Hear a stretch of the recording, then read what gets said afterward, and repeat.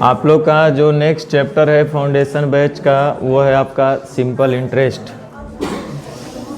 बहुत ही यह सिंपल चैप्टर है, that's why we can say it is so simple interest. Very simple है ये।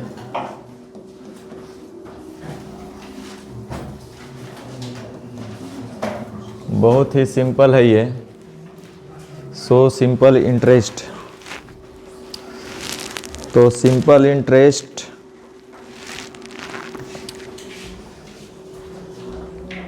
देखिए, आपको बात मत कीजिए, पहले सुन लीजिए फिर बात कीजिएगा, हम भी करेंगे। सिंपल इंटरेस्ट में जो हम लोग का ये फाउंडेशन बैच है, उसमें आपको क्या सीखने मिलेगा, क्या अलग मिलेगा, तो वो हम बता देते हैं आपको।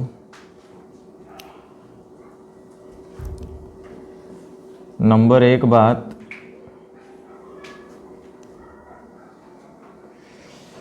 कि सारा चीज़ आपका टाइप वाइज तो रहबे करेगा, और साथ ही साथ नेचर वाइज भी मिलेगा आपको, नेचर वाइज। और लगभग जितना भी अभी रिसेंट एग्ज़ाम है, सब में जो भी लगभग खासकर अच्छा क्वेश्चन तो ज़रूर इंक्लूड रहेगा। आपको वो सब क्वेश्चन ऑलरेडी दिख जाएगा, जो हमेशा दिखता था इसमें भी दिखेगा। और अंत में ज़्यादा ना कहते हुए एक ही लाइन बोलेंगे कि मेरा तो काम ही है बोलना, और आपका काम है उस पर रिसर्च करना। कि पूरे YouTube पर आपको सर्च कर लेना है, और हम आपको जब पढ़ लीजिएगा उसके बाद आप ये काम कीजिएगा। पहले ही क्या कीजिएगा, पढ़ने के बाद न कीजिएगा, नहीं तो पहले तो लगे हाँ लगभग तो सब ठीक है ठाक ऐसे ही बताता है, तो लगभग नहीं, लगभग के अलावे आपको कंपैरिजन 2-3 चीज़ से कर लेना है।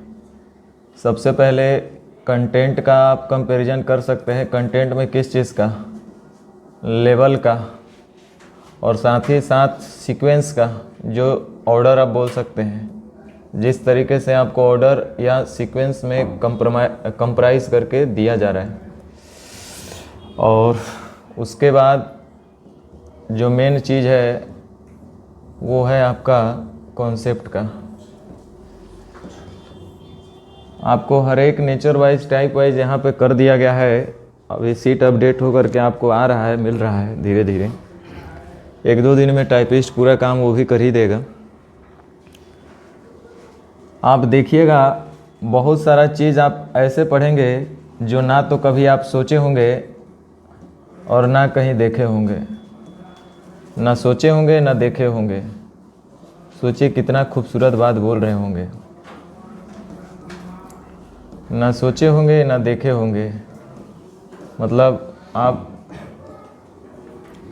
इतना तो हम बोल सकते हैं कि जब आप अच्छे तरह से पूरा कंप्लीट इसका टाइप और नेचर आप पढ़ लीजिएगा, तो ज़िंदगी में दोबारा आपको ऐसा ही इधर उधर करने का ही मन नहीं करेगा। अगला पढ़ाएगा भी तो आपको लगेगा यार क्या टाइम पास कर रहे हो, कुछ नया बताओ, बस इतना ही दिमाग में आएगा और कुछ नहीं आएगा। या तो आपको लगेगा, गुस्सा आएगा आपको, बोले इतना तू कौन चीज़ कर रहा है, तो हम ऐसे ही कर देंगे, यही दिमाग में ख्याल आएगा। क्योंकि हम भी जैसे आप जैसे देखते हैं ना, हम भी देखते रहते हैं कि लोग कैसे पढ़ा रहे हैं, क्या पढ़ा रहे हैं। अब एक और वीडियो बनाएंगे, अभी तो एक बनाया है तो उस पर हम लोग अपलोड नहीं किए, फिर एगो मिला है। ऐसे तो रोज़ ढूंढेंगे तो रोज़े मिलेगा ऊपर, तो नहीं मिलेगा। अब बताइए, वो क्वेश्चन आप लोग देखे होंगे जब टारगेट में ऐसे 2-4 को बता रहे थे, तो लिख ले था कि कोई धन 5 वर्ष में दुगना होगा तो कई वर्ष में 3 गुना होगा। बोलिए एकरा में नियम लगाने का ज़रूरत है क्या? नहीं। एकरा में ट्रिक लगाने का ज़रूरत है क्या? पहले तो वो नियम से बनाए कि SI बराबर P × R × T/100। तो ये तो क्लास 8 के टीचर को देंगे तो वो भी कमा कर देंगे। उसके बाद भाई साहब को लगा कि तब जादू दिखाया जाए, तो वो आ गए ट्रिक पर, I बटा कैसे कैसे I2 माइनस दिस 2 बटा T2 बटा T1 और पता नहीं क्या N बटा N, ये तो हमको याद रहता नहीं ये सब चीज़। तो ऐसे करके अब बताइए, तो ऐसा ऐसा बहुत सारा चीज़ आपको मिलेगा। लेकिन इसमें सबसे अलग हट करके आपको सारा जितना भी नेचर टाइप आप पढ़ेंगे, तो आपको एक ही वर्ड मुंह से दिमाग में और हमेशा यही बात रहेगा कि ये तो बेस्ट अप्रोच है। इससे ज़्यादा अलग दिमाग लगाने से कोई फ़ायदा नहीं होने वाला, आपका टाइम नष्ट होगा। कुल मिला के आपको यही समझ में आएगा। तो इसलिए आराम से पढ़ना है और उसको मेहनत करना है। तो चलिए पहले कुछ बात हम लोग बेसिक से शुरू करते एकदम जीरो लेवल से। जीरो लेवल से शुरू करके अपना लेवल पे आ जाएंगे फिर से। तो आप लोग जीरो लेवल तक तो ध्यान ही नहीं देते हैं, बोलते ये सब तो सब हम जानते हैं। मॉडरेट लेवल तक थोड़ा बहुत झेलते हैं और हाई लेवल में जाके विलुप्त हो जाते हैं आप लोग। तो इसलिए आपका बेस ठीक रहेगा तब आगे समझ में आएगा। और इसमें अब हम क्या बोलें, देखो सबसे पहला बात, यहाँ पे बात हो रहा है इंटरेस्ट का, ब्याज का। हर एक चैप्टर एक दूसरे से रिलेटेड है, बार बार हम बता रहे हैं। आपको विश्वास नहीं होगा, हमको कुछ लग ही नहीं रहा है कि हम मतलब प्रॉफिट लॉस जैसे आप बता रहे हैं, हम प्रॉफिट लॉस और डिस्काउंट में हमको कोई अंतर नहीं लग रहा था। बस फ़र्क इसी बात का था वहाँ पे, और मतलब कैसे एक दूसरे से रिलेटेड है चीज़ें वो हम आपको बता रहे हैं। प्रॉफिट लॉस में आप देख रहे होंगे कि परसेंट वहाँ भी था, वहाँ रेट परसेंट नहीं था, प्रॉफिट परसेंट था। क्योंकि वहाँ रेट का बात नहीं होता है, प्रॉफिट या लॉस का बात होता है। रेट का बात होता है मूलधन के ऊपर। कोई भी अगर धन आप उधारी लेते हैं वहाँ रेट का बात होता है, लेकिन प्रॉफिट या लॉस का बात होता है आपका कॉस्ट प्राइस के ऊपर। यानी कि प्रॉफिट परसेंट और लॉस परसेंट वो भी एक तरह का रेट ही था। तो वो हम लोग सीपी पे काउंट करते थे। जैसे हम लोग डिस्काउंट में गए तो वहाँ डिस्काउंट परसेंट था, वो भी एक रेट ही है। क्योंकि जितने भी परसेंट वाला पार्ट है वो सब रेट है, औसत में आपको बताया गया होगा। तो वहाँ पे बस इतने अंतर था कि ये तो डिस्काउंट परसेंट जब भी कैलकुलेट होगा तो एमआरपी पे होता है। एमआरपी पे हम लोग डिस्काउंट परसेंट कैलकुलेट करते हैं। देखो अब एसआई में क्या हो जाएगा, एसआई में भी रेट परसेंट रहेगा, लेकिन बस फ़र्क इतना है कि रेट परसेंट यहाँ कैलकुलेट होगा प्रिंसिपल पे। क्या अंतर है, कुछ हो तो अंतर नहीं लगा, सब तो सेम ही चैप्टर है। तो इतना आसान चैप्टर है कि आप सोच भी नहीं सकते। जैसे देखो वहाँ पे प्रॉफिट या लॉस परसेंट निकालना होता था तो हमको सीपी और एसपी का रेशियो होना चाहिए था। क्योंकि कितना में खरीदे और कितना में बेचे, कितना अधिक में बेच पाएँ या कितना कम में, जो क्रय मूल्य से अधिक या क्रय मूल्य से कम जो राशि होता है वही हमारा लाभ या हानि होता है। जो क्रय मूल्य से अतिरिक्त राशि होगा, अधिक राशि होगा, वो लाभ कहलाएगा। क्रय मूल्य से जो कम राशि होगा वो हानि कहलाएगा। तो वहाँ सीपी और एसपी का रेशियो लिखते थे तो प्रॉफिट परसेंट लॉस परसेंट निकलता था। अगर डिस्काउंट परसेंट निकालना होगा तो जाहिर सी बात है कि एमआरपी और सेलिंग प्राइस का रेशियो पता होना चाहिए। क्योंकि एमआरपी से ही डिस्काउंट देते हैं और जब रिजल्ट आता है वो सेलिंग प्राइस आता है। तो एमआरपी से कितना कम किया, जैसे ही कम करेंगे तो वैल्यू जो आएगा वो आपको सेलिंग प्राइस का आएगा। तो इसलिए एमआरपी और सेलिंग प्राइस का रेशियो होना चाहिए। अब सिमिलरली जब हम यहाँ पर रेट परसेंट कैलकुलेट करेंगे, यहाँ पे रेट परसेंट आएगा। क्योंकि वहाँ डिस्काउंट परसेंट था, प्रॉफिट लॉस परसेंट था, तो यहाँ रेट परसेंट निकालना होगा। तो यहाँ भी आपको वो चीज़ बताया जाएगा कैसे करेंगे। तो हर एक चीज़ एक दूसरे से रिलेटेड है, बिल्कुल नया नहीं है, सब सेम है।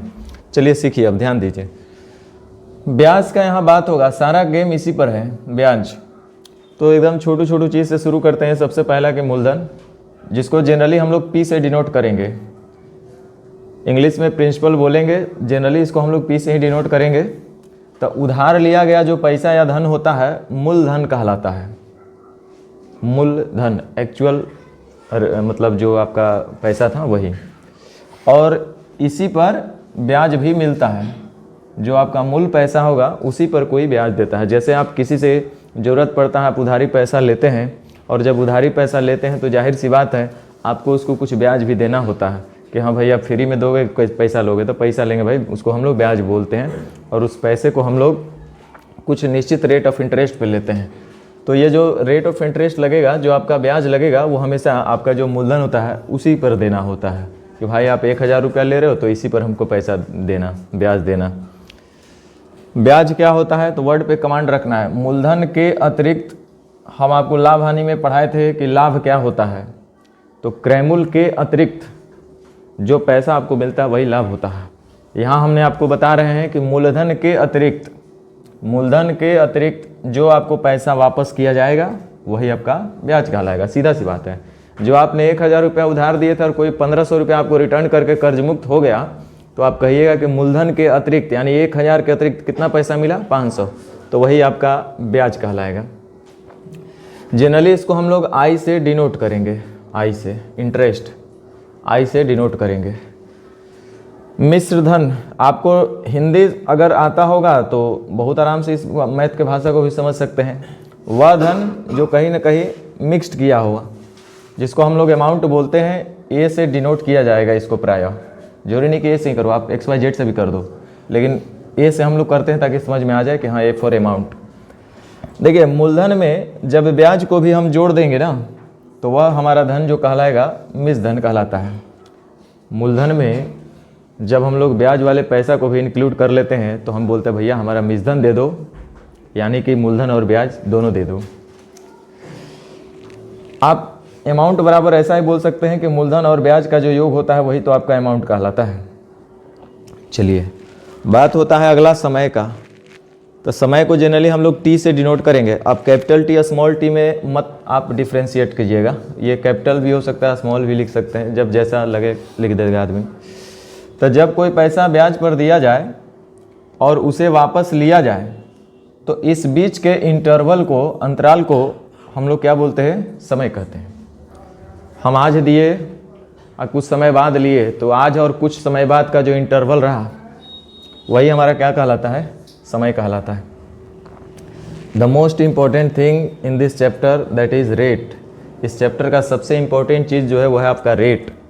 यही आपका मेन विलन है। जैसे प्रॉफिट लॉस परसेंट था, डिस्काउंट परसेंट था, वैसे यहाँ रेट परसेंट है। इसको जनरली हम लोग आर से डिनोट करेंगे, कैपिटल या स्मॉल, इसमें आप मत ये होइएगा, कुछ भी हो सकता है। अब इसका डिफिनेशन पे ज़रा गौर से देखिएगा कि रेट आखिर कहेंगे किसे हम, आखिर दर हम लोग कहेंगे किसे। तो देखो, प्रत्येक 100 रुपये पर एक निश्चित समय पर मिलने वाला ब्याज ही दर कहलाता है।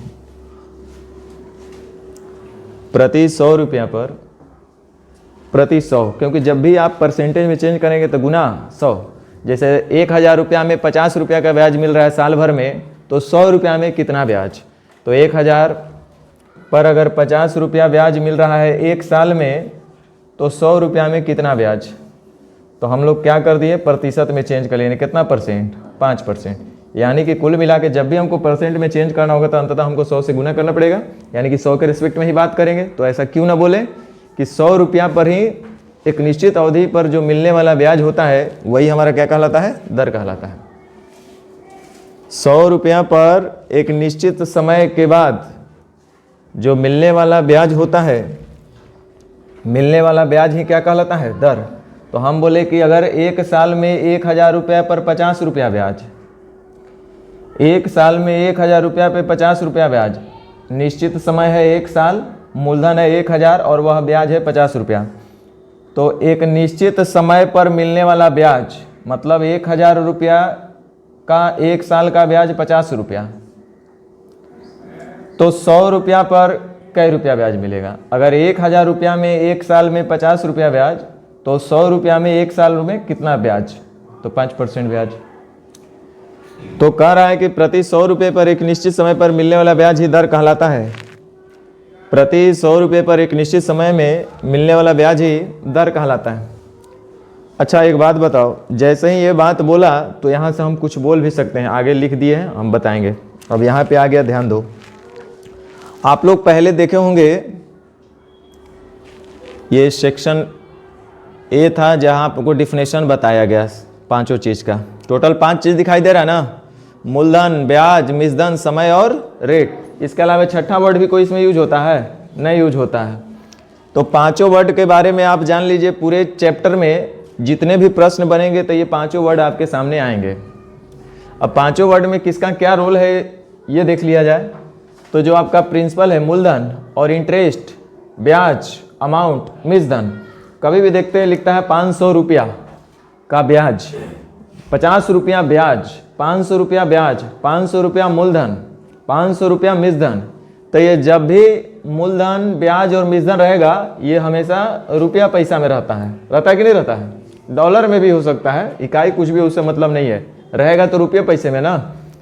तो इसका मतलब, और अगला जो है आपका रेट, ये जब भी होगा तो प्रतिशत में होगा, R% रहता है ना।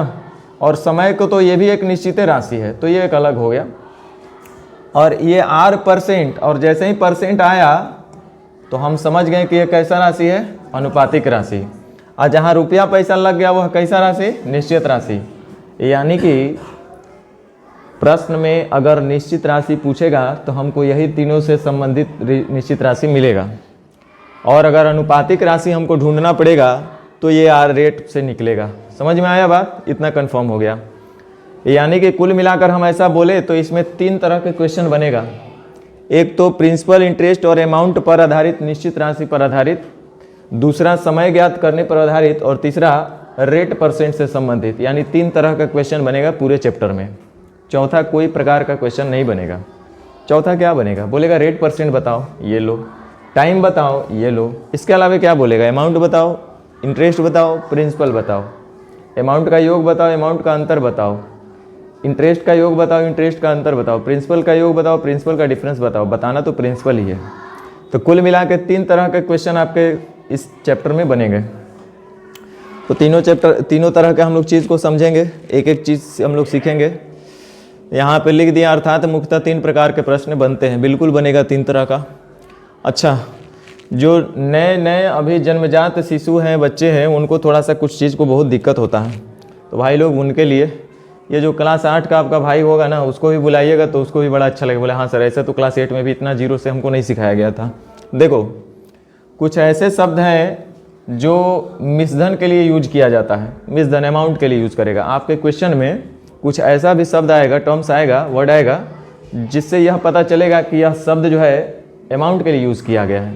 कौन कौन सा शब्द है, जैसे बोलेगा लौटाई जाने वाली या वापस की जाने वाली धनराशि, क्या हो सकता है।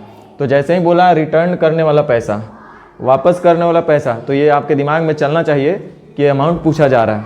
क्यों भाई, आप हमको 1000 रुपया दिए, हमको कितना आपको वापस करना होगा। तो वापस जब करेंगे तो खाली मूलधन करेंगे, ब्याज भी तो देना पड़ेगा साथ ही साथ। यानी कि मूलधन और ब्याज मिला करके यानी कि मिसधन देना पड़ेगा। तो डायरेक्टली नहीं बोल करके इनडायरेक्टली बोलेगा कि लौटाए जाने वाले या वापस की जाने वाली धनराशि क्या थी या क्या होगी, कितना पे करना पड़ेगा, कितना देना पड़ेगा, कितना हमको 2 साल बाद उसको देना पड़ेगा, क्या देय राशि होगी, टू बी पेड। तो ये भी आपको बताना पड़ेगा कि वो ये तो मिसधन का बात कर रहे हैं हमसे। आगे कुछ कभी कभी लिखेगा कि 100 रुपया हो जाएगा, कोई धन 5 साल में 100 रुपया हो जाएगा, कोई धन जो है 5 साल में 5000 रुपया हो गया। तो 5000 रुपया हो गया, एक मतलब 5000 जादू टोना थोड़े हुआ होगा, 5 साल का उसमें ब्याज इंक्लूड होगा, मूलधन इंक्लूड होगा, तब वो हो जाएगा। तो जैसे ही ये वर्ड आ जाए कि हो जाएगा, तो समझना कि ये भी किसके लिए यूज किया है, मिसधन के लिए यूज किया है। अच्छा, चौथा वर्ड है, कभी कभी बोलता है ऋण मुक्त होना है, हमको कर्ज मुक्त होना है। तो कर्ज मुक्त होने के लिए, ऋण मुक्त होने के लिए अगला का मूलधन आपको देना पड़ेगा, साथ ही साथ उसका ब्याज भी आपको देना पड़ेगा, तभी जा करके आप ऋण मुक्त हो सकते हैं या कर्ज मुक्त हो सकते हैं। अर्थात वो आपको क्या वापस करना पड़ेगा, मिसधन। समझ गए। तो कुछ ऐसा भी टर्म्स है जो हमेशा अमाउंट के लिए यूज होता है। चलिए, अब सबसे इंपॉर्टेंट चीज कि R% वार्षिक ब्याज का मतलब क्या होता है, X% ब्याज का मतलब क्या होता है, R% वार्षिक ब्याज का मतलब क्या होता है। वर्ड पे हमेशा कमांड रखना है। R% वार्षिक ब्याज, ये वर्ड लिखा है R% वार्षिक, R% छमाही नहीं लिखा, R% एक दिवसीय नहीं लिखा, R% मंथली नहीं लिखा, R% वार्षिक लिख रहा है। तो चलो, R% वार्षिक का मतलब अगर हम कुछ नहीं जानते हैं तो इतना तो जरूर लिखेंगे, R% हटेगा तो 2 जीरो नीचे जाएगा, और इतना लिख रहा है R% वार्षिक ब्याज। अब सवाल यही है, आज से नहीं बचपन से ही आप लोग को बोलते हैं कि परसेंटेज हमेशा किसी न किसी का होता है। तो ये बोलता है R% ब्याज, वार्षिक ब्याज, तो इसके पहले का अथवा से जरूर है लगा होगा। किसका ब्याज, तो मूलधन पे ही ब्याज हमेशा लगेगा। ब्याज का कैलकुलेशन जब भी हम लोग करते हैं तो मूलधन पे करते हैं। तो यानी कि ये मूलधन के साथ का लगा हुआ है, मूलधन का R% वार्षिक ब्याज, अर्थात जो है मूलधन होना चाहिए हमारा कितना, 100, तब ब्याज कितना मिलेगा, I मिलना चाहिए R, और समय कितना है, एक अवधि के लिए, 1 साल के लिए, 1 साल के लिए, यही इसका मतलब हुआ।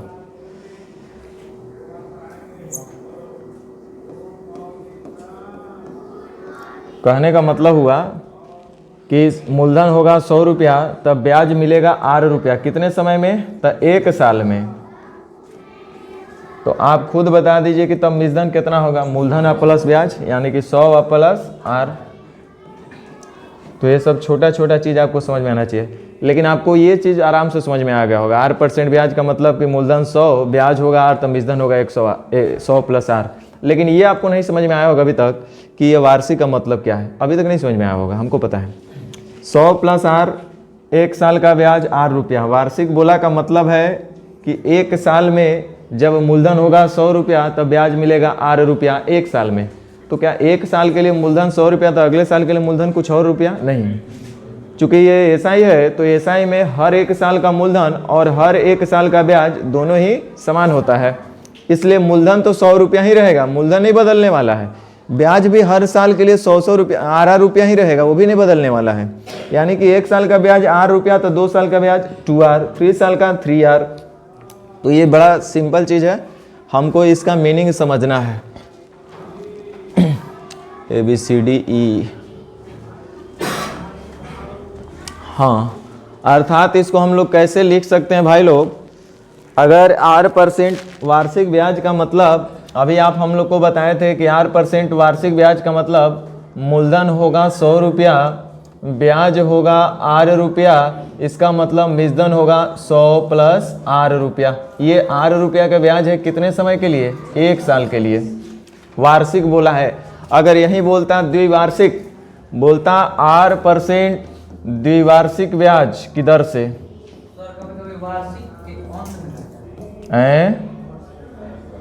बोलिए बोलिए बोलिए, खुल के आइए,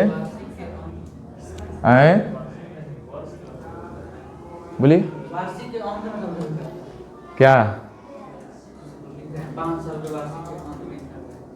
5 साल के वार्षिक के अंत में, हिंदिया सही बोलिए कम से कम। वो जब भी लिखेगा ऐसे लिखेगा, रेट ऑफ इंटरेस्ट ऐसे लिखेगा, ठीक है, चिंता मत कीजिए। तो 8% द्विवार्षिक ब्याज बोल दिए बाबू, तो एकर मतलब हम क्या समझेंगे कि अगर मूलधन होगा 100 रुपया तो ब्याज तो मिलेगा 8 रुपया, लेकिन कई साल पर है? ये 2 वर्ष का ब्याज हो गया, 2 वर्ष के लिए, अर्थात मिश्रण होना चाहिए 100 प्लस आर। तो इसलिए आप वार्षिक, द्विवार्षिक, छमाही, जैसे अगर बोला 8% छमाही दर से, ऐसा लिखा है 8% छमाही ब्याज की दर से, इसका मतलब क्या समझेंगे हम? इसका भी मतलब वही समझेंगे जो बोल रहा है कि अगर मूलधन होगा 100 रुपया तो ब्याज मिलेगा 8 रुपया, लेकिन कितने दिन में? 6 महीना पे, यानी कि 6 माह का ब्याज है भाई लोग। तो अर्थात तब मिश्रण होना चाहिए 6 महीना के बाद 100 प्लस 8 रुपया, यही इसका मतलब है।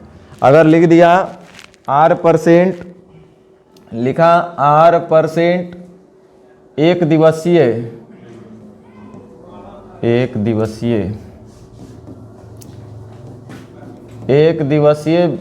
ब्याज की दर से, तो इसका मतलब बस हम यही समझेंगे कि मूलधन होगा 100 रुपया, ब्याज मिलेगा 8 रुपया, एक दिवसीय का मतलब कई दिन के लिए?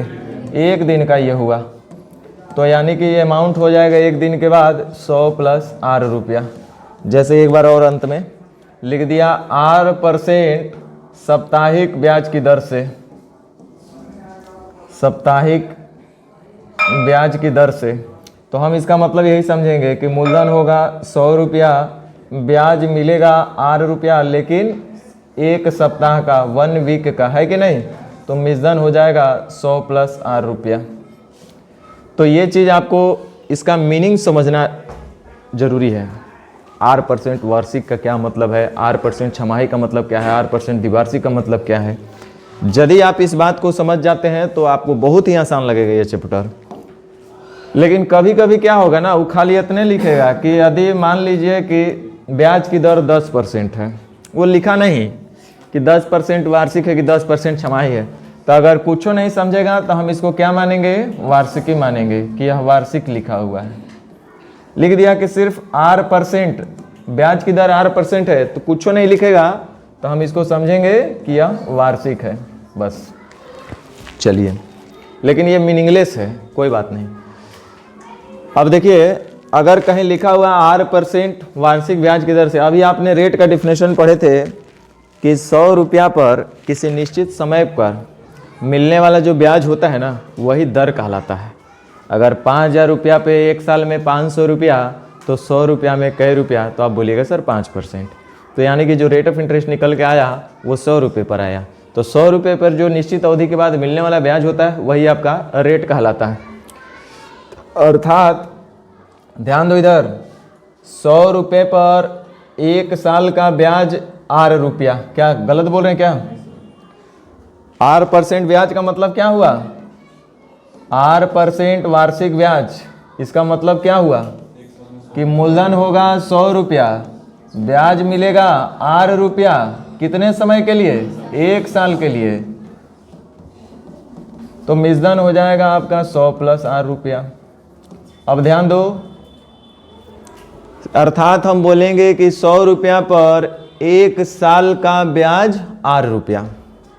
100 रुपये पर एक साल का ब्याज कै रुपया? 8 रुपया। तो इसलिए 1 रुपये पर एक साल का ब्याज कितना होगा? 8/1 नियम क्लास 3 का बात कर रहे हैं हम। 1 रुपये पर एक साल का ब्याज 8/100 रुपया हो जाएगा।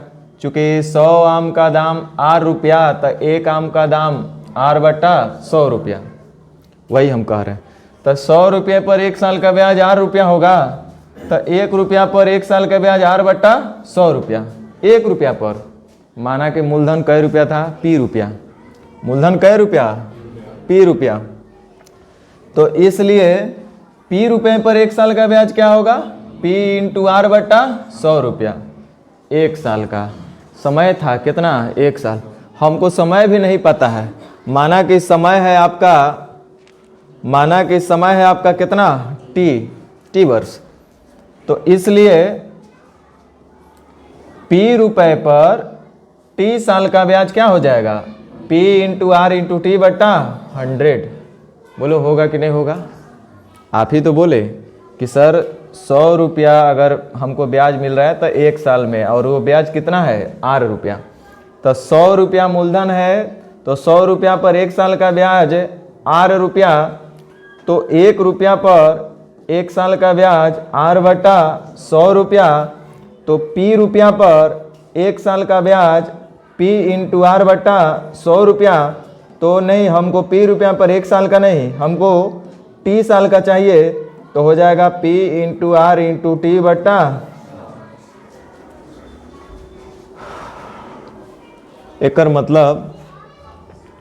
एकर मतलब कि अतः P रुपये पर T साल का जो ब्याज होगा वो P × R × T/100। इसका मतलब ब्याज बराबर, जिसको हम लोग साधारण ब्याज ये कह रहे हैं अभी, है तो ये ब्याज है। तो ब्याज बराबर हमारे पास फॉर्मूला आया P × R × T/100। समझ में आया? अच्छा, यहाँ पे 4 गो वेरिएबल है, इंटरेस्ट, मूलधन, रेट और टाइम। तो 4 गो वेरिएबल में से हम जैसे चाहें तो तैसे लिख सकते हैं। I बराबर लिख सकते हैं P × R × T/100, R बराबर लिख सकते हैं I × 100/P × T, T बराबर लिख सकता है I × 100/P × R। वैसे ही P बराबर भी हम लिख सकते हैं। लिख सकते हैं कि नहीं लिख सकते हैं? लिख सकते हैं। कुछ इंपॉर्टेंट पॉइंट्स है, you must keep in mind while solving question based on simple interest. जब भी आप सिंपल इंटरेस्ट से संबंधित प्रश्न को हल करेंगे तो आपको इस तरह की बात को दिमाग में आपको रखना पड़ेगा। क्या दिमाग में रखना पड़ेगा भाई लोग? कि ब्याज की गणना किस पे होता है? मूलधन पे। लाभ हानि की गणना क्रय मूल्य पर, छूट की गणना अंकित मूल्य पर, ब्याज की गणना मूलधन पे। मूलधन पर कोई पैसा ब्याज आपको देने वाला होगा।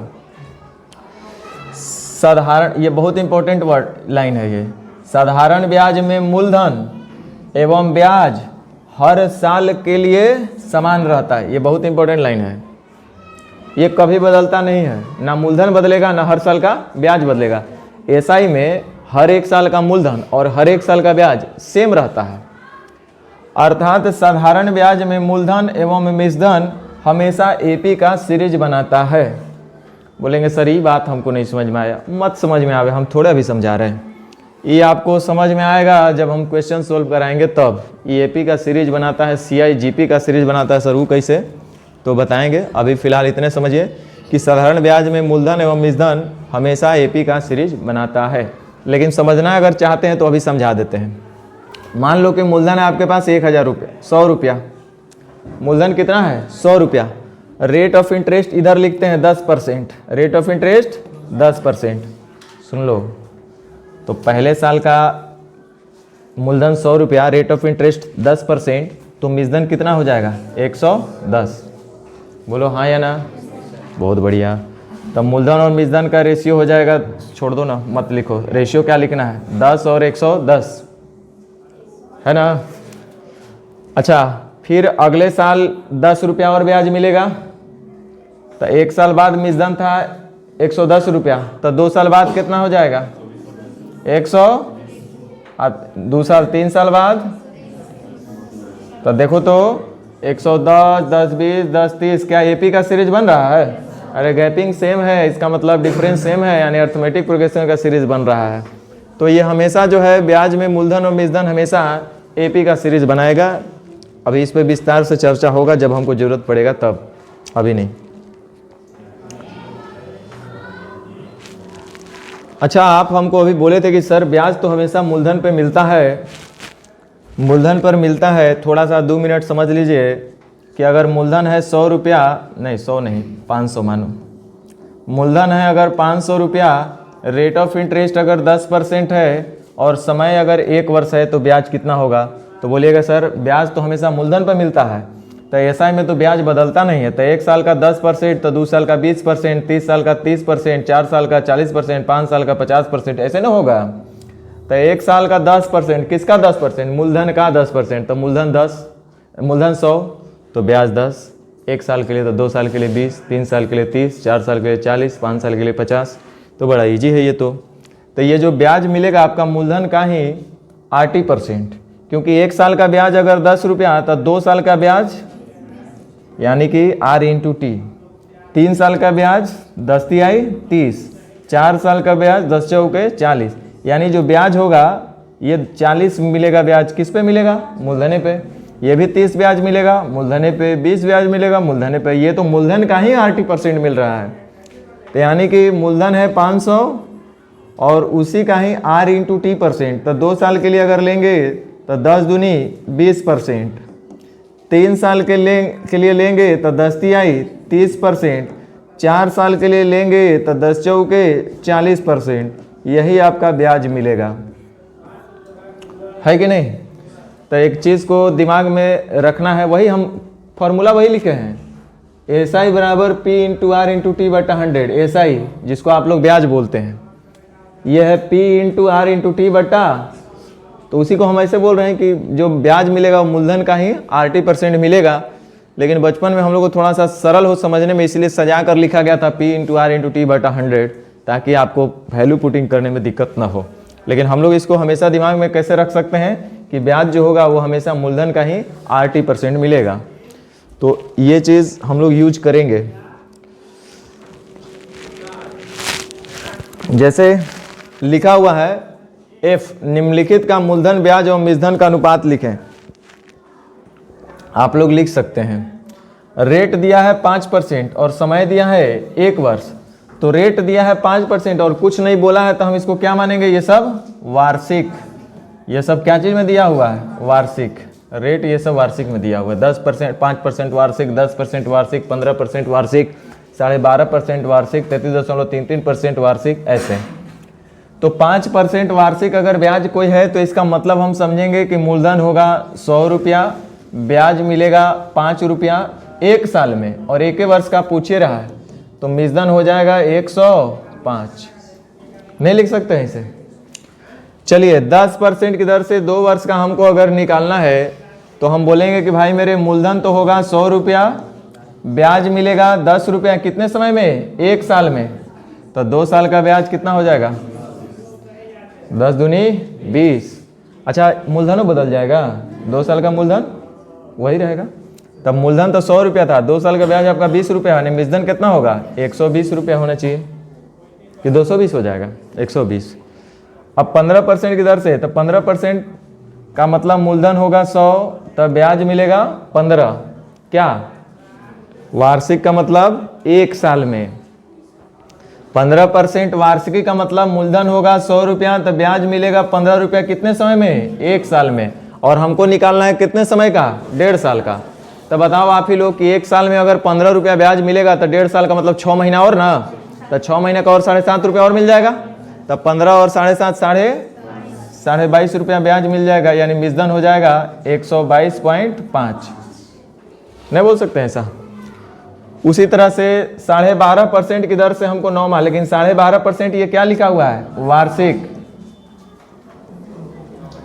12.5% छमाही लिख करके 9 माह का पूछ सकता है, 12.5% तिमाही लिख कर 9 माह का पूछ सकता है। ऐसा लिखता नहीं है जनरली, लेकिन हम आपको दिमागी रूप से दुरुस्त करने के लिए सब बोल रहे हैं। देखो, अगर बोला 12.5% वार्षिक, तो 12.5% का मतलब हम लोग ये भी जानते हैं 1/, तो 1/8 किसका? 1/8 मूलधन का, यानी कि मूलधन होगा 8, तब ब्याज मिलेगा कितने समय में? 1 वर्ष का नहीं चाहिए हमको, तो 9 महीने का चाहिए। यानी हम ऐसे जानते हैं कि 12 महीने का 9 रुपया ब्याज, 12 महीने का 1 रुपया ब्याज, तो 9 महीना के कई रुपया ब्याज नहीं बता देंगे? 3 तिरी 9 और 3 चौके 12, 0.75 कितना मिलेगा? 0.75 ब्याज मिल जाएगा। तो अगर 0.75 ब्याज मिलेगा तो मूलधन हो जाएगा 8.75। क्या समझ में आ रहा है बात? उसी तरह से 33.33% 6 माह के लिए, तो 33.33% का मतलब होता है 1/, वार्षिक। मतलब ये हुआ कि मूलधन होगा 3 रुपया, तब ब्याज मिलेगा 1 रुपया कितने समय में? 12 महीने में। तब 12 महीने में 1 रुपया, तो 6 महीने में 1/2 रुपया, यानी 0.5। तब मूलधन कितना हो जाएगा? 3 दशमलव। समझ में आ रहा है ये सब? ये सब नहीं समझ में आएगा तो आगो हवा नहीं लगेगा, ये जान जाओ। अब यहाँ 73 दिन, तो चलो 20% का मतलब होगा 1/5, अन्य तो 20 रखने दो, कोई दिक्कत नहीं है, ये तो ऐसे भी आप लोग हल कर सकते हैं। चलिए, यानी कि मूलधन होगा 100 रुपया, तो ब्याज मिलेगा 20 रुपया कितने दिन में? 1 साल में। 20% वार्षिक अगर बोला है तब एक मतलब हुआ कि मूलधन होगा 100 रुपया, तो ब्याज मिलेगा 20 रुपया 1 साल में। 1 साल का मतलब होता है 365 दिन। बोलेंगे 65 दिन काहे ले लिए? काहे कि यहाँ दिन में बोला गया है। तो 365 दिन का ब्याज है 20 रुपया, तो 73 दिन का ब्याज कै रुपया होगा? होगा कि नहीं होगा? यानी कि 4 रुपया ब्याज ही मिलेगा आपको 73 दिन में। तो यानी मूलधन हो जाएगा 100। हमें लगता है अब आप बात समझ रहे होंगे, है ना? तो इस तरह से आप इस चीज़ को करेंगे। चलिए, अब थोड़ा सा जी और एच के बारे में हम बात कर लें। F तक F6, अब G7।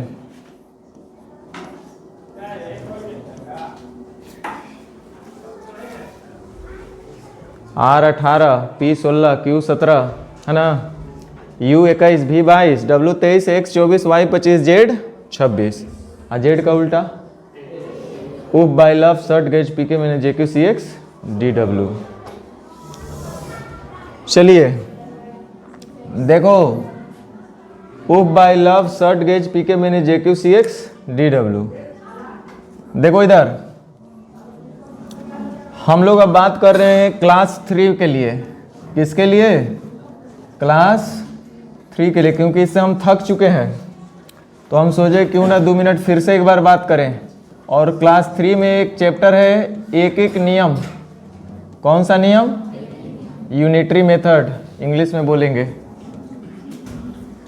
Unitary method. 8 आम का दाम 10 रुपया, तो 5 आम के दाम कै रुपया? आपका भी दिन चमक गया, बोलेगा अरे वाह, ये तो क्लास 3 वाला पढ़ा दे रहे हैं। देखो देखो देखो, सुन लो ए बेवकूफ़ लोग, क्योंकि आगे करेंगे ना तो हैंग मत होना, ये चलते बता रहे हैं। फिर मत बोला सर बताए नहीं, कैसे हो रहा है। सुनो इधर लिखा है 5 आम का दाम 25 रुपया, तो 1 आम का दाम कितना होगा बेवकूफ़ लोग? 25/5 रुपया। लेकिन अगर कोई बोलेगा कि 10 आम का बताओ, तो इतना बराबर इतना बटा 25 बटा 5 गुने, तो गधा लोग इसको कैसे दिमाग में रखेंगे? 5 आम का दाम 25 रुपया, 5 आम का दाम कै रुपया? तो बोला 10 आम का दाम कितना? समझ में आया? जैसे बोला 5 आम का दाम 25 रुपया, तो 10 आम का दाम कै रुपया? यहाँ आम तो यहाँ भी आम। समझ में आया? बोलता कि 5 रुपया में 25 आम, तो यहाँ भी होता है रुपया, 10 रुपया में कै आम। समझ में आया? लिखा है यहाँ पे, देखो हम बोल रहे हैं कई बार रिपीट किए हैं, क्योंकि आगे आगे हम जब करेंगे ना तो हैंग मत होना। लिखा है 25 रुपया में 100 गाय, तो 20 रुपया में कै गाय? यहाँ रुपया, ये जो रुपया करके देख लो। 25 रुपया में 100 गाय, तो इसलिए 1 रुपया में 100 बट्टा 25 गाय, इसलिए 20 रुपया में 100 बट्टा 25 गुने 20। माने इधर रुपया तो इधरो रुपया, इधर संख्या तो इधरो संख्या। समझ रहे ना? एकड़ यूनिट सेम होना चाहिए। अब जैसे कह दिया कि 5 घोड़ा का कीमत है 1000 रुपया, तो 10 घोड़ा का कीमत कै रुपया? एजा घोड़ा तेजो घोड़ा। 20 कबूतर का कीमत है 100 रुपया, तो 25 कबूतर का कीमत कै रुपया? हम बोलेंगे कि 20 रुपया में 100 कबूतर, तो 25 कबूतर का कीमत कितना? सही है ये? 20 रुपया में 100 कबूतर, तो 25 रुपया में कितना कबूतर? 20 कबूतर का दाम 100 रुपया, तो 25 कबूतर का दाम कै रुपया? समझ में आया? ठीक है, आया तो अब तो समय बताएगा कितना आया। अब एक और जो मोस्ट इम्पोर्टेंट चीज, थोड़ा सा हम नहीं चाह रहे कि चर्चा करें, लेकिन मेरा तो काम है आपका हेडक देना आपको। फिर से सुन लो। आप परसेंटेज पढ़े थे कांस्टेंट वाला, उसमें हम बहुत सारा चीज़ बताए थे कि अगर के में चेंज होगा तो पूरे में क्या परिवर्तन होगा। अब पता नहीं, वो तो बोले सर कब पढ़े थे, तो भुला गए सब हम लोग। चलो ध्यान दो, आपने पढ़े हैं कि एसआई बराबर P into R into T बटा 100। 100 के लिए ऊपर परसेंट रखो ना, क्या दिक्कत है? वही तो है ना, मूलधन का RT%। एसआई बराबर P into R into T, P into R percent into T, जो बोलो वही सही है। ध्यान देना, मोस्ट इंपॉर्टेंट थिंग, ये इसका हेडिंग रहेगा व्हेन वी यूज रेशियो। अनुपात का प्रयोग कब करेंगे, कब होगा? When we use ratio. वैसे सारे ही क्वेश्चन रेशियो से बनेंगे, बट जहाँ मोस्ट डिफिकल्ट जो क्वेश्चन आएगा उसको कैसे रेशियो से हम लोग टैकल करेंगे, उसके लिए हम बता रहे हैं। तो थोड़ा सा आपको पहले से ही दिमाग में एक जड़ी बूटी डाल रहे हैं, सीखो। यहाँ पे अभी आप सोचे नहीं होंगे, लेकिन हम आपको ला रहे हैं, और जब क्वेश्चन में एप्लीकेशन आएगा तब और मज़ा आएगा, आपका दिल गार्डन हो जाएगा। देखो, एसआई बराबर P into R percent into T. हम बोले, जैसे आप एक पढ़े होंगे ना कि दूरी बराबर चाल गुने समय, A बराबर B इंटू सी। हमने इधर लिखा था शायद K बराबर A इंटू बी इंटू सी। 2 या 2 से अधिक का प्रोडक्ट दिया रहे, अगर उसके प्रोडक्ट में जो चेंजेस करेंगे वही परिवर्तन उसके गुणनफल में भी होगा। परसेंटेज में पढ़ाए होंगे। यहाँ भी सेम हमको वैसा ही कुछ दिख रहा है, 2 या 2 से अधिक का गुणनफल दिया हुआ है एसआई। तो हम बोले कि जो चेंजेस एकरा में होगा उतना ही चेंजेस एकरा में होगा। कहने का मतलब है कि अगर ए को कुछ परसेंट से बढ़ाएंगे तो के बढ़ेगा कि घटेगा? बढ़ेगा। नहीं बढ़ेगा? कुछो कर लो, यहाँ 500 है और यहाँ 20 गुना 20 बचे 100 गुना 5, ऐसा है। ए बी सी नहीं हो गया, ए इंटू बी ये रह गया, कोई बात नहीं। चलो ना इसको कर दो, 4 बचे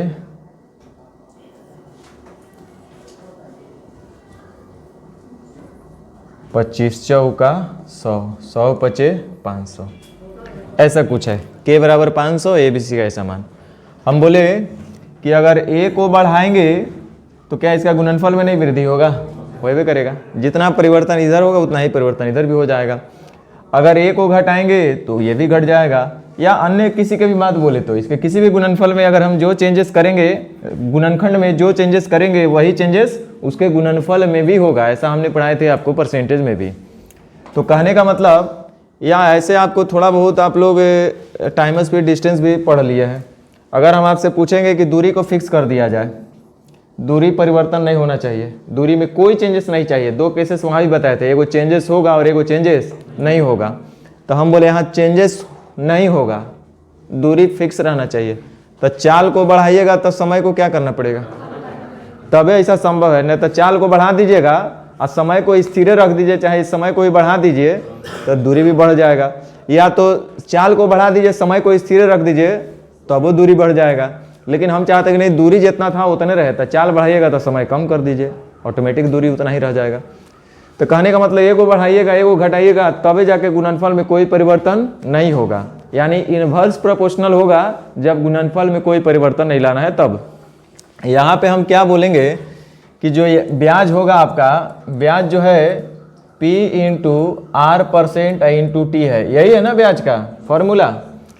हम बोले कि ब्याज में कोई चेंजेस नहीं करना है, ब्याज अपरिवर्तित रहे। क्वेश्चन आएगा आपके पास उसी ब्याज पर, ब्याज जबकि उतना ही मिला है तो आपका दिमाग तुरंत क्लिक करना चाहिए, ओ ब्याज कांस्टेंट है यहाँ पे। तो इन्वर्स प्रोपोर्शनल, डायरेक्ट प्रोपोर्शनल आपको बताया गया है, सारा चीज़ आज से पढ़ा रहे हैं आपको, रेशियो से ही पढ़ा रहे हैं। तो ब्याज जैसे ही बोला कि कांस्टेंट है, यानी कि ब्याज में कोई चेंजेस नहीं होना चाहिए, तब ये डिपेंड करेगा इनके ऊपर। अगर मूलधन और समय बढ़ेगा तो रेट परसेंट घटेगा, मूलधन और R% बढ़ेगा तो टाइम, माने ये लोग आपस में व्युत्क्रम अनुपाती होने लगेंगे। समझ रहे हैं बात। अगर इंटरेस्ट को कांस्टेंट कर दिया जाए, इंटरेस्ट में कोई परिवर्तन नहीं होगा, तो टाइम बढ़ेगा तब P इंटू R% घटेगा, R% बढ़ेगा तब P इंटू T घटेगा, P बढ़ेगा तो R% इंटू T घटेगा। लेकिन I में भी परिवर्तन होगा, I भी बढ़ेगा घटेगा। अब हम बोलते हैं, जरा जवाब देना, देखते हैं किसका दिमाग क्लिक करता है। हम बोलेंगे कि यहाँ पे टाइम और मूलधन कांस्टेंट है, टाइम और मूलधन फिक्स कर दिया गया, बोला उतना ही समय से उसी मूलधन पर उतना ही समय के लिए। ऐसा क्वेश्चन आएगा कि उसी समय के लिए उसी धन पर, और ऐसे सब बड़ा बड़ा क्वेश्चन मिलेगा। आपको यकीन नहीं होगा कि इतना आसानी से आप कैसे कर लिए। और देखना इसका सोल्यूशन कैसे करेंगे लोग कहीं भी। तो बोलो उसी धन पर उसी समय के लिए, तो समय और टाइम दोनों क्या हो गया, कांस्टेंट। हमको इतना समझ में है, बोला वही धन उतना ही समय, क्या मतलब दो चीज़ तो फिक्स कर दिया, ना तो टाइम चेंज हुआ ना ही धन चेंज हुआ। जैसे ही बात बोला तो टाइम नहीं चेंज होगा, मूलधन भी नहीं चेंज होगा, एकरा उतना ही रखना है। तो R% बढ़ाइएगा तो इंटरेस्ट घटेगा, R% को घटाइएगा तो इंटरेस्ट, यानी इंटरेस्ट और R% आपस में व्युत्क्रम अनुपाती होंगे। समझ गए। तो R% का रेशियो दिया होगा तो उलट देंगे तो I का रेशियो मिल जाएगा, I का रेशियो दिया उलट देंगे तो R% का रेशियो। अभी इस पर ज़्यादा हम चर्चा नहीं करेंगे, लेकिन हम बता रहे हैं। उसी तरह से मान लो कि R% और T कांस्टेंट हो गया, T कांस्टेंट हो गया, माने उसी दर से उतने ही समय के लिए, ऐसा बोलेगा तो आपके दिमाग में क्लिक करना चाहिए, ओ रेट परसेंट और टाइम, रेट परसेंट और टाइम दोनों कांस्टेंट कर दिया तो जाहिर सी बात है मूलधन को बढ़ाइएगा तो ब्याज घटेगा, ब्याज को घटाइएगा तो मूलधन को घटाइएगा तो ब्याज बढ़ेगा, यानी मूलधन और ब्याज आपस में व्युत्क्रम अनुपाती होंगे, इन्वर्स प्रोपोर्शनल होंगे। कुछ हवा लग रहा है। इस पे ज़्यादा हम आपको समझा नहीं सकते क्योंकि ये समझाए थे रेशियो में इन्वर्स प्रोपोर्शनल क्या होता है, डायरेक्टली प्रोपोर्शनल क्या होता है, ये रेशियो में पढ़ाए थे, हम समझाए थे। तो इस तरह से यहाँ पे अब हमको नियम नहीं लिखाना है। समय दूरी चाल 3 गो था वेरिएबल तो लिखवा दिया आपको, दूरी कांस्टेंट होगा तो क्या करेंगे, चाल कांस्टेंट होगा तो क्या करेंगे, समय कांस्टेंट होगा तो क्या करेंगे। अब यहाँ पे हम लिखवाएंगे नहीं कि अगर P और T कांस्टेंट रहे तो क्या करेंगे, P और R कांस्टेंट रहे तो क्या करेंगे, R और T कांस्टेंट रहे तो क्या करेंगे। इतना तो आपका दिमाग अब खुल जाना चाहिए, और नहीं खुल रहा है तो उसका कोई इलाज अब नहीं है। तो P और T कांस्टेंट होगा तो R बढ़ेगा तो I घटेगा, यानी R और I आपस में इन्वर्स प्रोपोर्शनल होंगे। P और R कांस्टेंट हो जाए तो T और I आपस में इन्वर्स प्रोपोर्शनल होंगे। T और R कांस्टेंट हो जाए तो P और I आपस में इन्वर्स प्रोपोर्शनल होंगे। तो ये रेशियो का यूज़ कब होगा, और यही सबसे अंत में आपको पढ़ाएंगे। तो अब हम लोग मेन आ जाएंगे टाइप 1। इसके अलावा कोई कॉन्सेप्ट ही नहीं है, चाहे वो एसआई का कैसा भी क्वेश्चन हो, इसके अलावा कोई नया कॉन्सेप्ट नहीं मिलेगा। जितना भी टाइप पढ़ाएंगे सब इसी से रिलेटेड होगा। तो चलिए टाइप 1 नेचर 1। नेचर 1 हम लोग देखे थे ना कि मूलधन, ब्याज, मिश्रधन, समय और दर 5 गो वेरिएबल रहता है इस चैप्टर में, और पांचों में से क्या क्या पूछ सकता है? मूलधन, ब्याज और मिश्रधन, ये तो निश्चित राशि वाला पार्ट हो गया। समय, वो भी निश्चित राशि, और दर, यानी 3 तरह का प्रश्न बनता है। तो हम लोग आज सबसे पहले क्वेश्चन नंबर 1 सीख रहे हैं, यानी कि मूलधन, ब्याज और मिश्रधन ज्ञात करना, नेचर 1। चलिए ध्यान दीजिए, सबसे पहला है क्वेश्चन नंबर आपका 1। कह रहा है एक निश्चित धनराशि पर, ये गलती से यहाँ डाल दिया गया है, चिंता ना करिए, गलती से नहीं, जानबूझकर कहीं, लेकिन ये टाइप का नहीं है, लेकिन आप समझ सकते हैं ये क्या है। एक निश्चित धनराशि पर 8 वर्ष में 21% वार्षिक दर से अर्जित साधारण ब्याज का उसी धनराशि पर 21 वर्ष में समान दर से अर्जित साधारण ब्याज से अनुपात क्या होगा? दर भी सेम हो गया, मूलधन भी सेम हो गया, वैसे भी कर सकते हैं, लेकिन अभी वहाँ काहला टेंशन लेने जा रहे हैं। आपको क्या चाहिए? साधारण ब्याज का अनुपात ना, मतलब पहले का साधारण ब्याज और अभी का साधारण ब्याज का अनुपात क्या होगा, यही हमको बताना है। तो ब्याज तो होता है मूलधन का 80% ही तो ब्याज होता है। तो कह रहा है कि 8 वर्ष में 21% की दर से, मूलधन तो सेम होगा, मूलधन तो बदलने वाला नहीं है, लेकिन हम अगर आपसे पूछेंगे कि 1 साल का ब्याज है अगर 21 रुपया, तो 8 साल का ब्याज होगा 21 गुने 8, है ना। 8 वर्ष में 21% की दर से ब्याज कितना होगा? तो बोलिएगा सर 8 गुने 21। मूलधन तो बदलने वाला नहीं, मूलधन तो कांस्टेंट है। और दूसरा है कि उसी वर्ष में, उसी धनराशि पर 21 वर्ष में समान दर से, समान दर से का मतलब 21% की दर से, तो 1 साल में 21%, तो 21 साल में 21 गुने 21, इतना ही परसेंट का ब्याज मिलेगा। तो ये ब्याज और ये ब्याज का आपसे रेशियो पूछा गया, यानी कितना हो जाएगा? 8:21। कितना इजी क्वेश्चन है।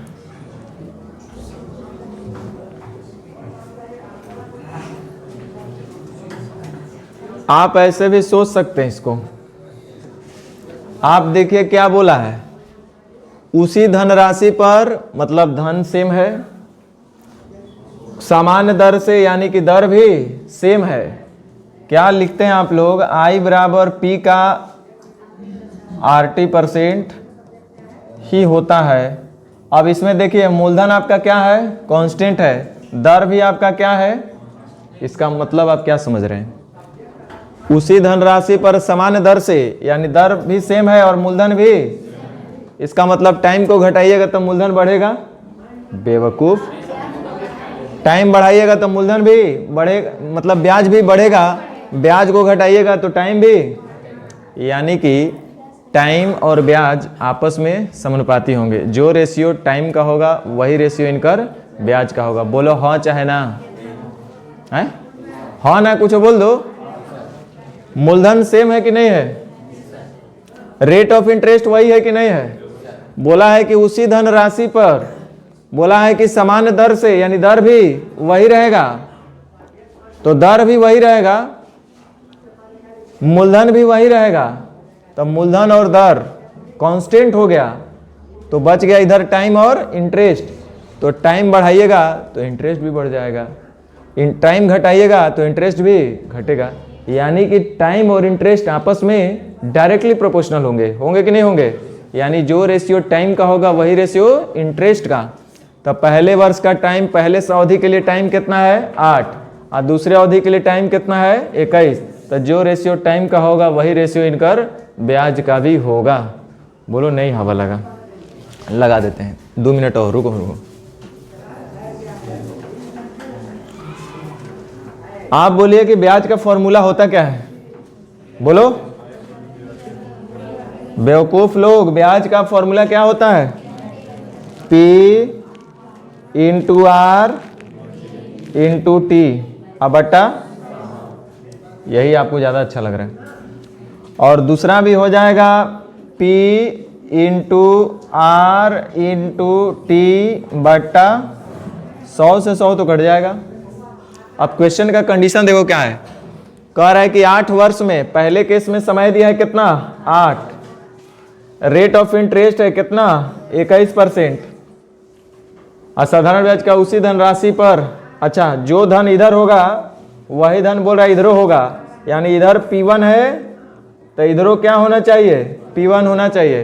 21 वर्ष में समय दिया है कितना 21 वर्ष, समान दर कितना दिया है 21%, तो 21 से 21 खत्म, P1 से P1 खत्म, यानी 8:21।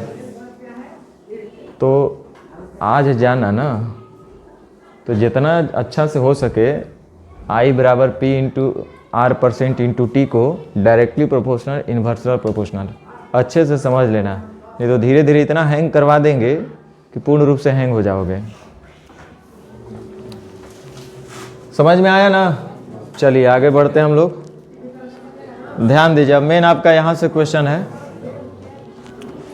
मोंटी 2 वर्ष बाद एक निश्चित राशि पर 480 रुपये के साधारण ब्याज का भुगतान किया। देखो प्रश्न में निश्चित राशि के रूप में 3 चीज या 3 से संबंधित रहेगा, मूलधन, ब्याज और मिश्रधन, इसी तीनों से संबंधित निश्चित राशि दिया रहेगा।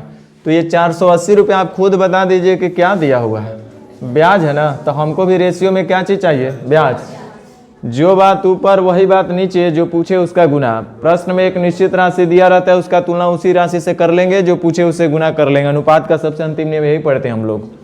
तो 480 रुपये के साधारण ब्याज का भुगतान किया और दर जो है 8% वार्षिक थी, तो राशि ज्ञात कीजिए। मैं बोला ज्ञात करता हूँ, दर 8% वार्षिक, तो 1 साल में 8 रुपया, और ब्याज कै साल का है 480 रुपया, ऐसे ही बोल सकते हैं 1 साल का तब 240 होगा। क्या करें,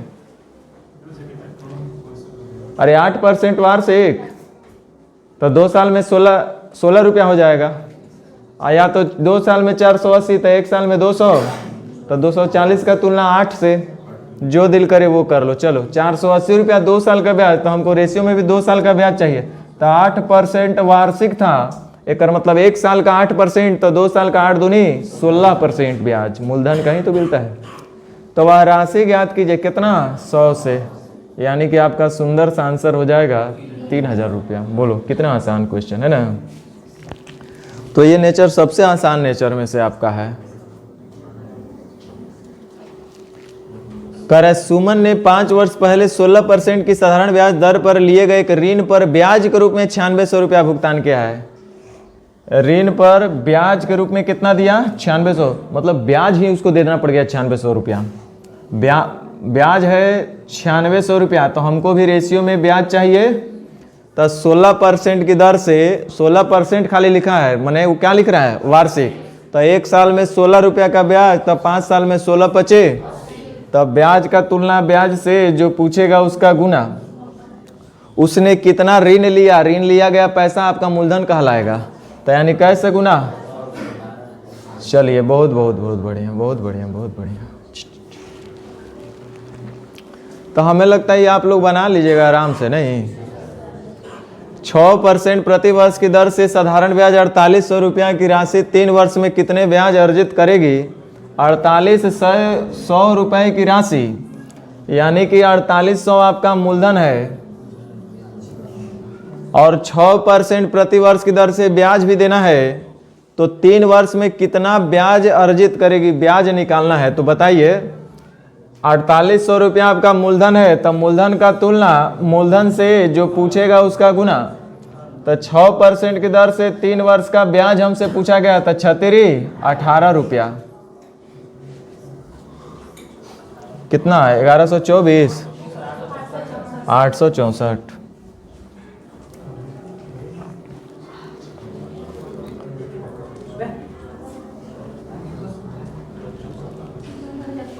देखिए साधारण ब्याज दर पर निवेश किए गए 7800 रुपये पर इन्वेस्ट किए गए हैं। साधारण ब्याज पे कोई व्यक्ति उधार लगा दिया है, किसी को 7800 रुपया उधार दिया है, तो कह रहा है कि हम 12% के दर से भी दिए हैं, तो 4 वर्ष बाद उसको कितना मिलेगा, कितना राशि उसको प्राप्त होगा। तो जब 4 साल बाद कोई पैसा लेकर आएगा तो मूलधन और साथ ही साथ ब्याज लेकर आएगा, यानी मिश्रधन का बात कर रहे हैं आपसे। तो ये 7800 आपका मूलधन है। तब मूलधन का तुलना मूलधन से जो पूछेगा उसका गुना। तो कह रहा है 12% की दर से 4 वर्ष के लिए बाद। तो 4 वर्ष के लिए तो 12% की दर से मूलधन ब्याज हो जाएगा 12 चौक 48 रुपया। 1 साल में 12 रुपया ब्याज, तो 4 साल में 12 चौक 48 रुपया ब्याज। लेकिन ब्याज नहीं पूछ रहा है, मिश्रधन पूछ रहा है। तब मिश्रधन निकालना है तो 148 मूलधन प्लस ब्याज। मूलधन है 100 रुपया, ब्याज है 48 रुपया, तब मिश्रधन हो जाएगा 148 रुपया। यानी अनुपात 148 का ही वैल्यू आपसे पूछा जा रहा है। चलिए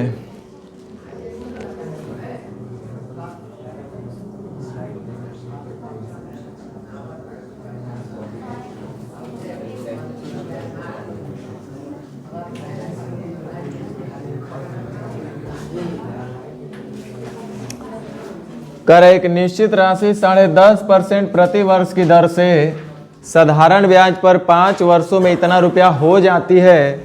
ये हो जाती है का मतलब जादू टोना से मूलधन और साथ ही साथ उसमें ब्याज ऐड होकर इतना हो जाएगा। छोटा था बड़ा हो गया तो 27,450 रुपया हो गया, यानी मिश्रधन है ये। 27,450 रुपया हो गया यानी मिश्रधन है ये। और 10.5% का मतलब होगा 21/200।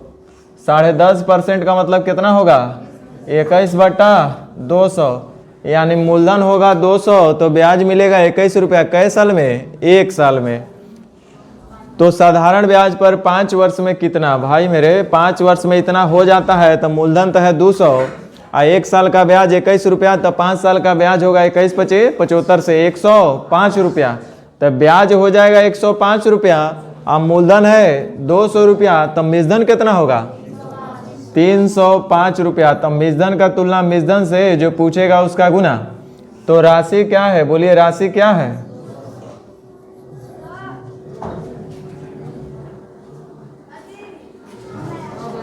नौ बार में कट जा रहा नहीं।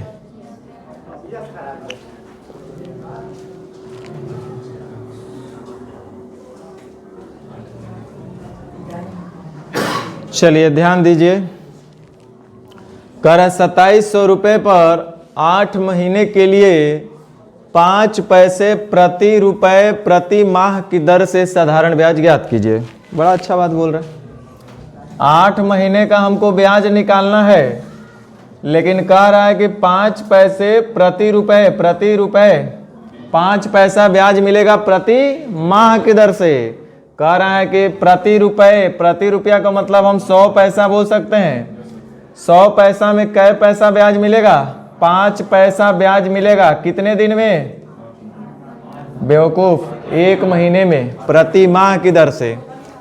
5 पैसे प्रति रुपए प्रति माह की दर से, यानी कि 100 पैसा में 5 पैसा का ब्याज मिलेगा 1 महीने में। अगर हम इसी को प्रतिशत में आपसे पूछेंगे तो कहिएगा कि सर 5% प्रति माह की दर से। नहीं बोलेंगे 100 पैसा में 5 पैसा यानी 5% ब्याज मिल रहा है 1 महीने में। तो 1 महीने में 5 पैसा, तो 8 महीने में 8 × 5 40 पैसा ब्याज। वैसे 2700 रुपया तो आपका मूलधन दिया है भाई लोग। तब मूलधन का तुलना मूलधन से 100 से पूछ रहा है कि दर से साधारण ब्याज ज्ञात करना है 8 महीने का। तो 1 महीने का ब्याज 5 रुपया, तो 8 महीने का ब्याज 8 × 40 रुपया। बस इसी को आपको हल करना है। 1080 समझ में आया कि नहीं आया।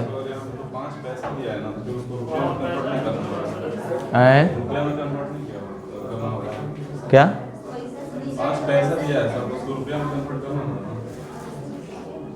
5 पैसा 1 रुपया को हम 100 पैसा नहीं बोलेंगे। 5 पैसा को रुपया बना लीजिए। एक काम कीजिए, 5 पैसा को हम लोग को रुपया बनाना होगा तो बोल देंगे 0.05 रुपया प्रति रुपए की दर से। मतलब 1 रुपया में ना 1 रुपया की दर से प्रतिशत में चेंज करना, इसलिए गुना 100। तो हल करिएगा तो हमें लगता है फिर से आ गया कै %? 5%। चलिए छोटा छोटा चीज आप लोग को नहीं समझ में आता है। ध्यान दीजिए, वह मूल राशि बताइए जिस पर 5% प्रति वर्ष की साधारण ब्याज दर पर प्रतिदिन 1 रुपया का ब्याज मिले। क्या बोल रही? कितना सरल लाइन बोला है। कई रास्ता है सोचने का, बनाने का, आपको जो रास्ता सरल लगे वही बना दो। हमको सरल क्या दिख रहा है कि प्रतिदिन 1 रुपया का ब्याज, यहाँ लिखा है 5% प्रति वर्ष, तो हम 1 साल का ही निकाल लेंगे तो ज़्यादा बेटर रहेगा। 1 दिन का भी निकाल सकते हैं, लेकिन 1 साल का करेंगे तो ज़्यादा अच्छा रहेगा। तो 1 साल, 1 दिन में 1 रुपया ब्याज, तो 1 साल में 365 रुपये ब्याज। अगर कुछ नहीं बोला तो हम सामान्य वर्ष ही ना मानेंगे। तो 365 रुपया ब्याज तब तो 1 साल में मिलना चाहिए भाई लोग, क्योंकि बोला है कि प्रतिदिन 1 रुपया का ब्याज ही मिलना चाहिए। तो 1 दिन में 1 रुपया ब्याज मिलेगा तो 1 साल में 365 रुपया ब्याज मिलेगा। और यहाँ पे ब्याज बोल रहा है 5% प्रति वर्ष। इसका मतलब मूलधन होगा 100 रुपया, तो ब्याज मिलेगा 5 रुपया। कै साल में? 1 साल में।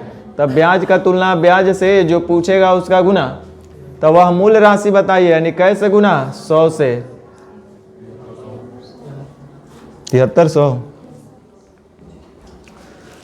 चलिए,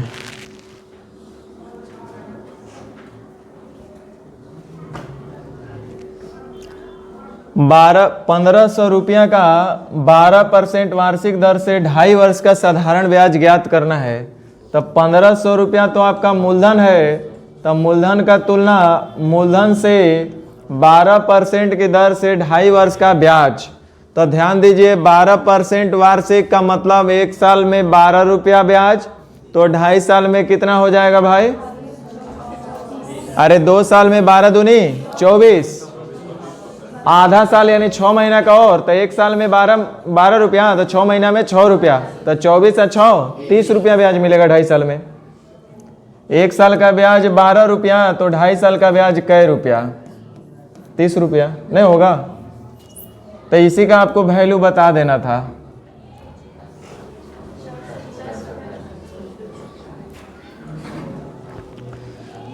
कहीं दिक्कत लगे तो आप हमको बोलिएगा।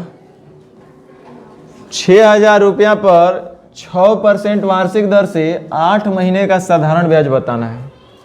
तो 6000 रुपया मूलधन है, तब मूलधन का तुलना मूलधन से, जो पूछेगा उसका गुना। 6% वार्षिक 8 महीने के बताना है। एक मतलब है कि 6 रुपया ब्याज कै दिन में? 12 महीना में। तो बोलो 12 महीने में 6 रुपया, तो 8 महीने में कै रुपया मिलेगा कि नहीं मिलेगा? इधर महीना तो यहाँ भी एक ही नियम अभी बताए थे। तो 12 महीने का अगर वैल्यू 6 रुपया मिल रहा है ब्याज, तो 8 महीने का कितना ब्याज? 4 रुपया ब्याज। तो वही तो आपसे पूछ रहा है कि बताइए 8 महीना में कै रुपया ब्याज? 240 कि 2400?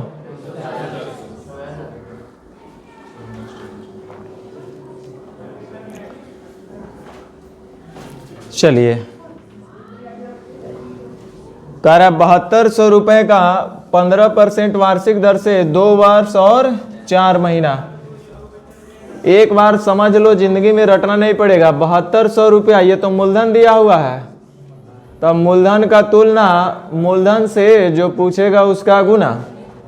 कह रहा है 15% वार्षिक, लेकिन हमको निकालना है 2 साल 4 महीने का। तब भाई मेरे 1 साल में 15 रुपया ब्याज मिलेगा, तो 2 साल का हो जाएगा 15 दूनी 30 रुपया ब्याज। 2 साल का ब्याज तो हमको पता है कि 30 रुपया हो जाएगा, लेकिन 4 महीने का और निकालना है। तो उसके लिए हम कैसे बोलेंगे कि 12 महीने में 15 रुपया ब्याज, तो 4 महीने में कै रुपया ब्याज? बोलो कै रुपया ब्याज? यानी कि कुल ब्याज हो जाएगा 35 रुपया। तो यही आपको बताना है कि 35 का वैल्यू क्या है। रुक जाओ, यहाँ से 5 हटाएंगे तो 7 आएगा, यहाँ से 2 हटाएंगे तो 36 आ जाएगा। और 2 और 5 मिल करके कितना? 1 0।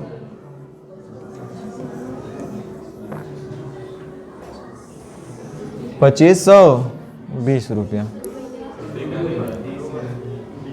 डीओ में है।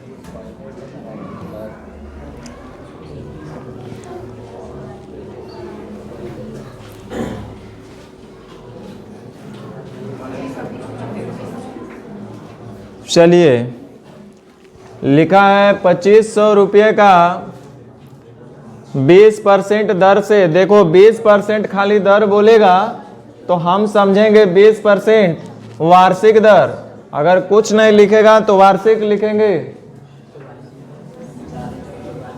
20% दर बोला तो हम कुछ नहीं तो इसको वार्षिक मानेंगे। 2 वर्ष 73 दिन का साधारण ब्याज बताना है। सीखो कितना आसान है। 2500 रुपया आपका मूलधन है, तब मूलधन का तुलना मूलधन से जो पूछेगा उसका गुना।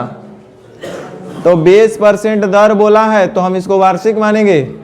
तो 20% वार्षिक दर यानी कि 1 साल में 20 रुपया का ब्याज मिलेगा। तो 1 साल में 20 रुपया तो 2 साल में 20 दूनी 40 रुपया। लेकिन हमको 2 साल का ही नहीं निकालना है, 2 साल और 73 दिन का। तो 20% वार्षिक यानी कि 1 साल में 20 रुपया तो 2 साल का हो जाएगा 20 दूनी 40 रुपया। आप प्लस 73 दिन का और निकालना है तो हम दिन में निकाल सकते हैं इसको। तो हम इसको बोलेंगे कि वर्ष का मतलब होता है 365 दिन। तो हम ऐसा क्यों ना बोले कि 365 दिन का ब्याज है 20 रुपया, तो बोलो कि 73 दिन का ब्याज कै रुपया। तो कै रुपया हो जाएगा 4 रुपया। तो टोटल ब्याज हो जाएगा 44 रुपया। ये सब माइंड में ही करना है। 44 रुपया। 2 जीरो से 2 जीरो खत्म। 25 और 4 से 2 जीरो बन जाएगा, 4 से 11।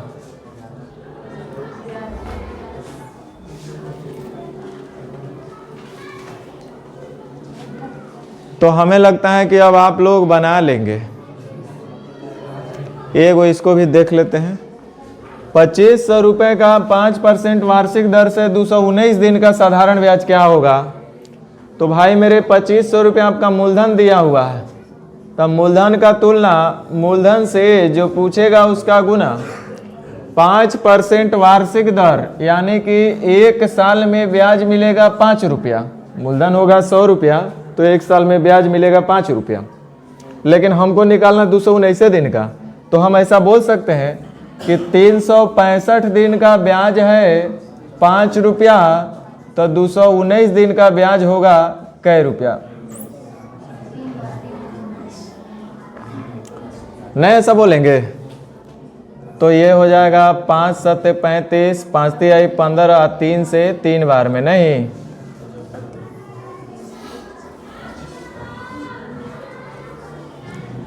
निकालना आएगा। तो अब तो इसमें हमको नहीं लग रहा है कुछ बताने लायक है।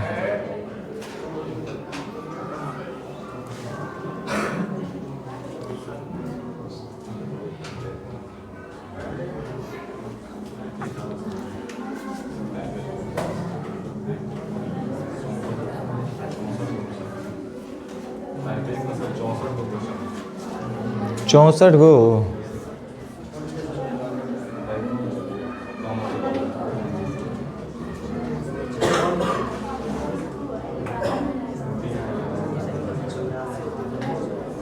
टाइप 2 में क्या है, चलो सिर्फ आज इतना ही करके छोड़ देंगे क्योंकि आपको होमवर्क बनाना है ना, ऐसे ही थोड़े आ जाना है। ऐसे तो बताने के लिए तो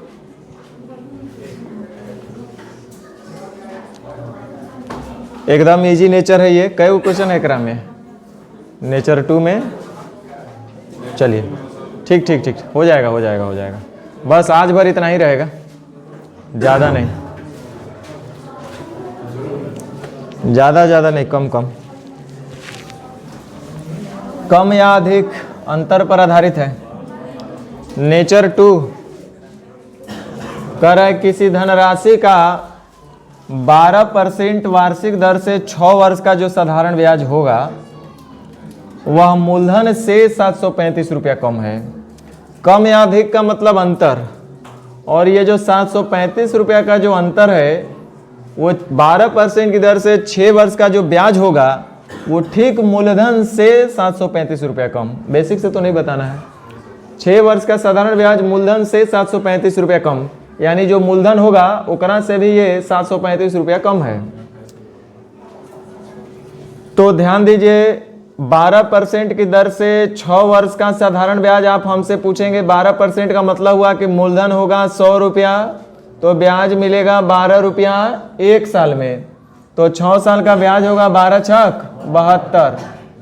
तो कह रहा है कि जो 12% दर से 6 वर्ष का जो ब्याज होगा ना, वो मूलधन से अभी भी कम है, 735 रुपया कम है, और हमको दिख रहा है कि मात्र 28 कम है कि नहीं। तो अंतर का तुलना, अंतर से जो पूछेगा उसका गुना, तो वह धनराशि का है, तो कैसे गुना।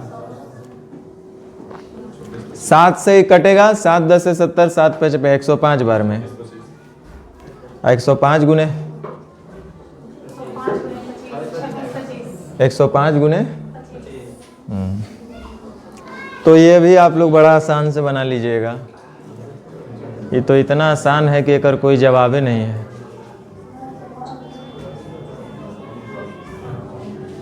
चलिए एगो और बनाते हैं। अब एकरे में उलझल रहेगा ये सब। किसी धनराशि का 11% वार्षिक दर से 7 वर्ष का जो साधारण ब्याज होगा बुआ, वो मूलधन से 1350 रुपया अधिक नहीं है। मूलधन का आधा से भी 1350 रुपया अधिक हो गया।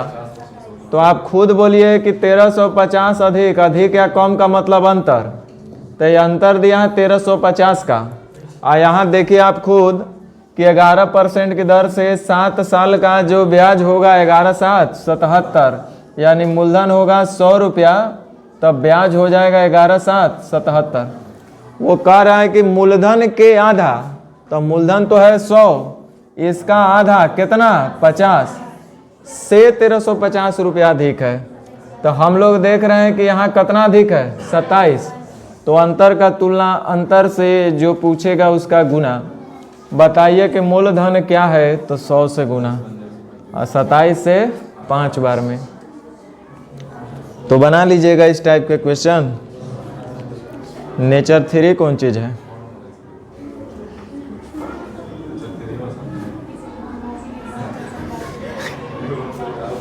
नेचर 4।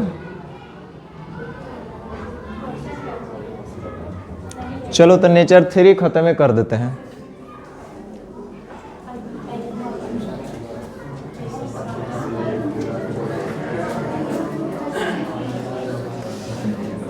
कह रहा है किसी राशि पर 5% वार्षिक दर से 3 वर्ष और 4 वर्ष का जो साधारण ब्याज होगा, ओकरा में मात्र 42 रुपया का अंतर निकलेगा।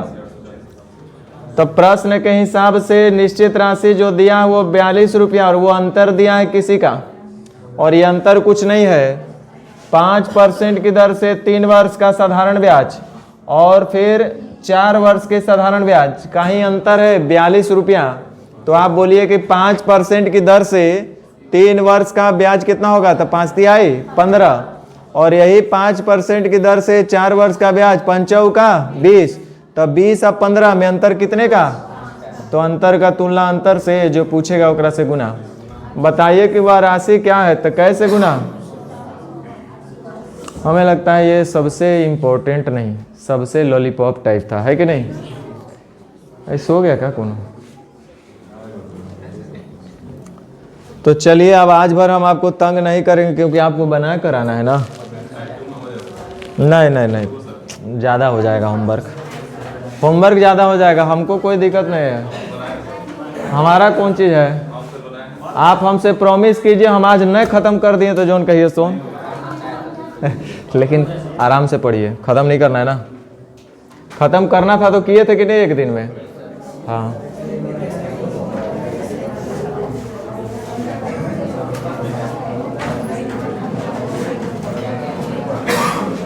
कल से स्पीड आएगा। होमवर्क बनाइएगा आप लोग टाइप 2। देखो सब लोग ना कर रही है। अच्छा चलो आज भर कोई बात नहीं, फर्स्ट क्लास था, कोई बात नहीं।